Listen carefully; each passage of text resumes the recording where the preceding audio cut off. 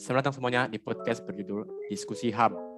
Saya Daniel sebagai host kali ini mengucapkan selamat pagi, siang, dan malam kepada kalian semua, dimanapun kalian berada. Hari ini saya dengan teman saya, Ferdinand dan Febrian, akan membicarakan mengenai hak asasi manusia. Jadi wahai teman-temanku, punya ide nggak kita mulai dari mana? Menurutku sih kita mulai dengan menjelaskan apa itu HAM dulu ya. Aku setuju tuh. Kita mulai dengan menjelaskan HAM. Jangan-jangan masih ada yang nggak tahu apa itu HAM. Aku sih nggak setuju. Mana ada orang yang nggak tahu apa itu HAM. Menurutku betul juga sih.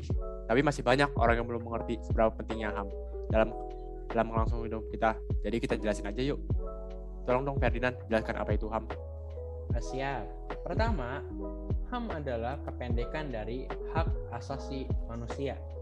Untuk lebih jelasnya, HAM adalah hak dasar yang dianugerahkan Tuhan Yang Maha Esa sejak kita lahir, sehingga orang lain tidak berhak untuk melanggarnya. Nah, pelanggaran HAM sesuai namanya adalah pelanggaran yang terjadi saat seseorang melanggar hak asasi orang lain. Salah satu contohnya adalah kasus pembunuhan. Jadi HAM itu sangat penting untuk keberlangsungan hidup kita ya. Iya dong. Oke deh. Oke, karena Febrian sudah setuju, maka mari kita mulai pembicaraannya nih. Jadi pertama, sebagai kita ngebicarain apa nih mengenai HAM? Kalau ngebicarain HAM sih, menurutku salah satu kasus HAM yang paling terkenal di Indonesia adalah kasus HAM yang terjadi pada kasus Marsinah. Kasus Marsinah? Apa tuh? Aku baru denger. Oh iya, aku inget tuh dengan kasus Marsinah.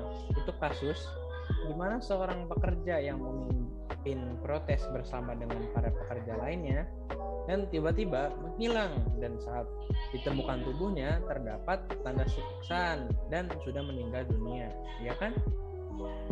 Iya benar. Pada kasus tersebut sudah jelas para pelakunya melanggar hak asasi yang telah diberikan Tuhan Yang Maha Esa kepada Marsinah untuk hidup dan untuk tidak disiksa. Benar sekali. Bukan hanya hak yang diberikan Tuhan Yang Maha Esa saja yang dilanggar, tetapi juga salah satu peraturan di dalam Undang-Undang Nomor 26 Tahun 2000 tentang pelanggaran HAM. Salah satu pasal dalam undang-undang tersebut dikatakan bahwa seseorang mempunyai hak untuk hidup dan untuk tidak disiksa dalam bagian kejahatan kemanusiaan. Tetapi dengan alasan sulitnya membuktikan bahwa kasus Marsinah merupakan pelanggaran HAM, maka kasus Marsinah hanya ditindaklanjuti sebagai kasus pembunuhan biasa saja. Kok bisa ya pelakunya tidak ketangkap?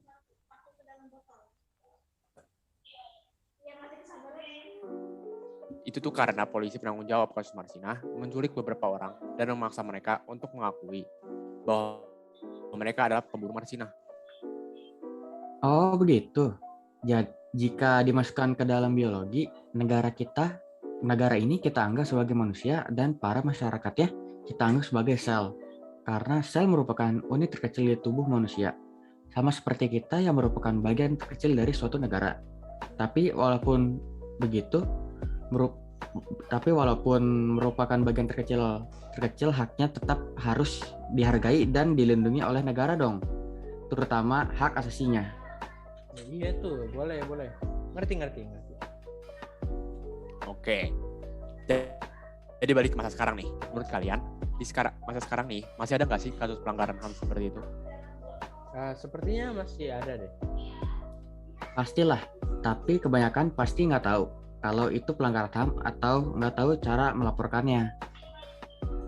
Nah, mumpung lagi membicarakan cara pelaporan nih, kalian tahu nggak cara pelaporan pelanggaran HAM? Aku sih nggak tahu. Sama, aku juga nggak tahu cara melaporkan pelanggaran HAM. Emangnya Daniel tahu? Tahu dong, tanya Mbah Google gitu loh.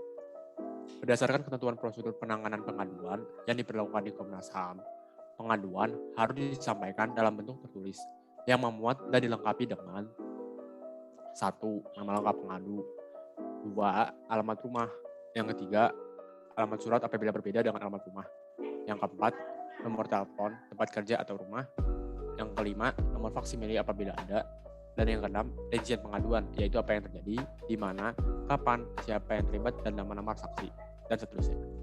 Lalu setelah Lengkapnya keterangan dan bahan tersebut, pengaduan dapat dikirimkan melalui berbagai cara, yakni 1. Diantar langsung ke Komnas HAM. Yang kedua, dikirim melalui jasa pos atau kurir atau dikirim melalui faksimili ke 021 392 5227. Yang keempat, atau dikirim melalui email Komnas HAM langsung.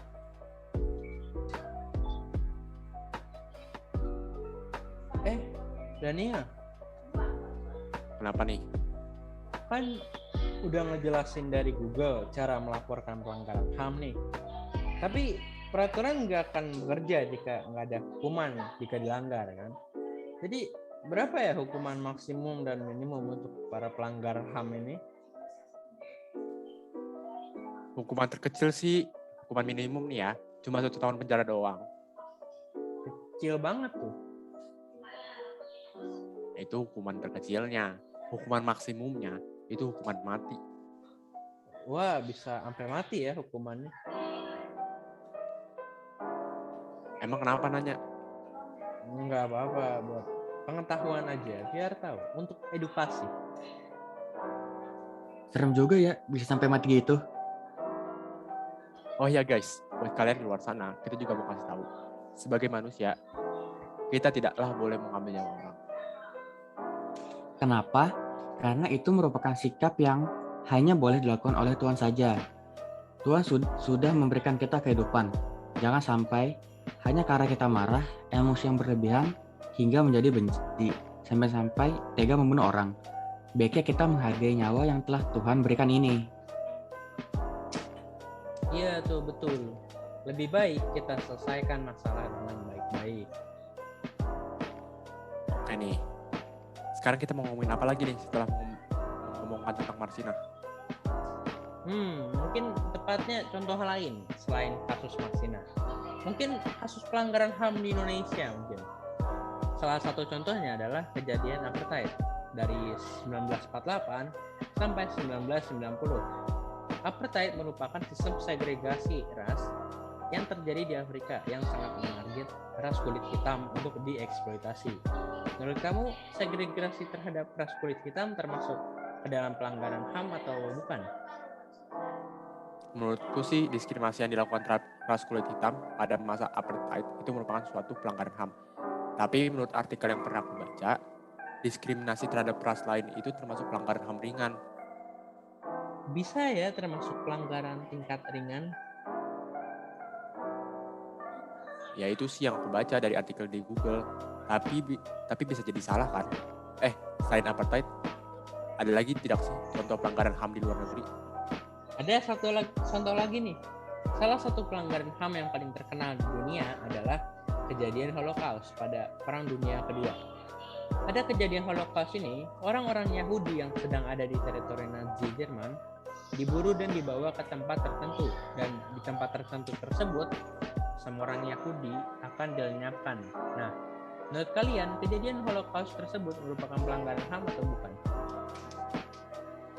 Menurutku sih itu termasuk pelanggaran hak asasi manusia sih. Karena salah satu pelanggaran HAM adalah pembunuhan. Dan peristiwa tersebut merupakan banyak peristiwa pembunuhan. Kalau menurut Febrian ini kayak gimana? Menurutku sih kejadian tersebut sudah pasti pelanggaran HAM. Dan pelanggaran HAM yang berat. Karena dalam peristiwa Holocaust tersebut terjadi suatu pembunuhan massal terhadap suatu ras tertentu, dalam hal ini ras Yahudi. Dan kejadian tersebut dapat dinamakan genosida yang dikategorikan sebagai pelanggaran HAM berat. Sepertinya kita sampai sini saja ya podcast hari ini. Oke deh, kita udah banyak banget membicarain nih. Oke deh, sepertinya itu saja podcast hari ini. Selamat pagi, siang, sore, dan malam pada semua. Dan semoga podcast kami berguna bagi saudara-saudara sekalian. Saya Daniel. Saya Ferdinand. Dan saya Febrian. Dan ini kami menyatakan podcast ini selesai. Bye.